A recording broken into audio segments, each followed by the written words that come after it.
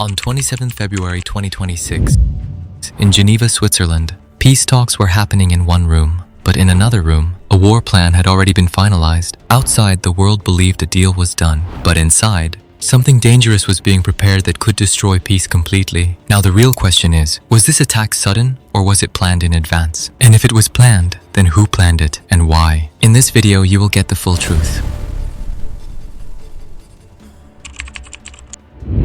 This war did not begin suddenly. For months, direct and indirect negotiations had been taking place in Geneva. After 3 months of discussions, on February 27th, Oman's Foreign Minister Bachir al-Busaidi announced to the world that Iran had agreed to zero stockpiling of enriched uranium, full international verification, and substantial progress toward a final agreement. Publicly, the message was that peace was close, but behind the scenes, a very different dynamic was unfolding, one that had little to do with celebration. This was the moment where two opposing realities collided. On one side, diplomacy, handshake statements and optimism. On the other, pressure, suspicion, and ultimatums. The US proposal reportedly demanded that Iran shut down its entire nuclear program without receiving meaningful concessions in return. While Oman spoke of progress, President Trump publicly expressed dissatisfaction with the negotiations. That raises an unanswered question. If the situation was truly moving toward peace, what changed on the morning of February 28? Did the agreement collapse naturally, or was it already heading in another direction? The answer came in the form of bombs.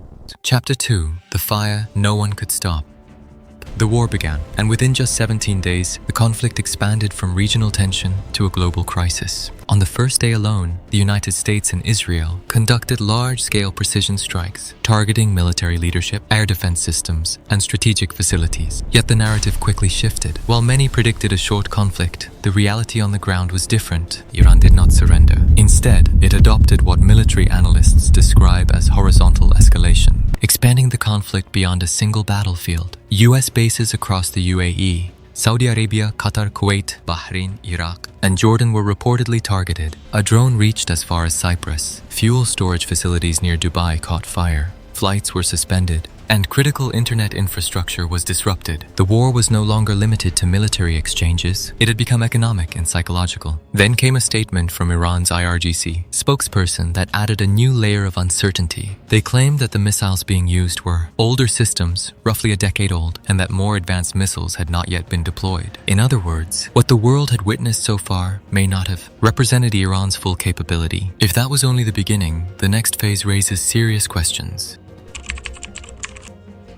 President Trump reportedly contacted the UK, France, Japan, South Korea, and China, requesting assistance in securing the Strait of Hormuz. However, responses were mixed. Australia and Japan declined, and the European Union officially decided not to expand naval operations. This reflects a clear contrast. While the United States seeks broader international involvement, many allies are hesitant. Trump stated that numerous countries are on the way, but did not publicly name them. Adding to the uncertainty, he acknowledged that the US does not have clear confirmation about whether Iran's new supreme leader, Mojtaba Khamenei, is alive or deceased, meaning even the negotiation channel remains unclear. When it is not evident who to engage with diplomatically, progress becomes extremely difficult. Economically, the impact is significant. Oil prices have risen by more than 40%. The United States has reportedly spent $3.7 billion in the first 100 hours of the conflict, with ongoing costs estimated near $890 million per day. Oxford Economics has warned that if oil reaches $140 per barrel, Europe, the United Kingdom, and Japan could enter recession. The war is no longer confined to military zones. It is directly affecting the global economy. The World Food Programme has also warned that if the conflict continues until June,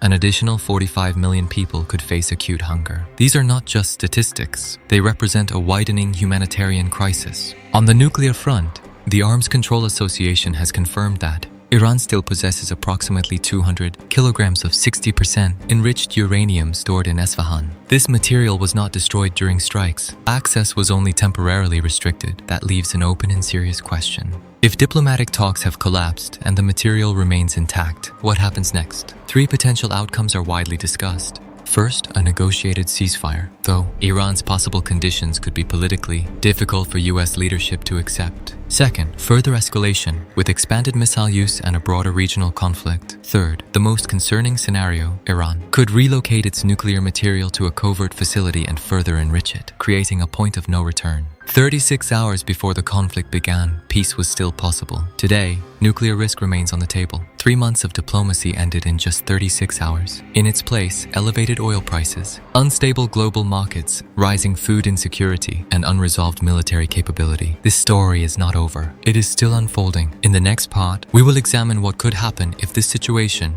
continues and how it may reshape the global order. This story is not over. It is still unfolding. In the next part, we will examine what could happen if this situation continues and how it may reshape the global order.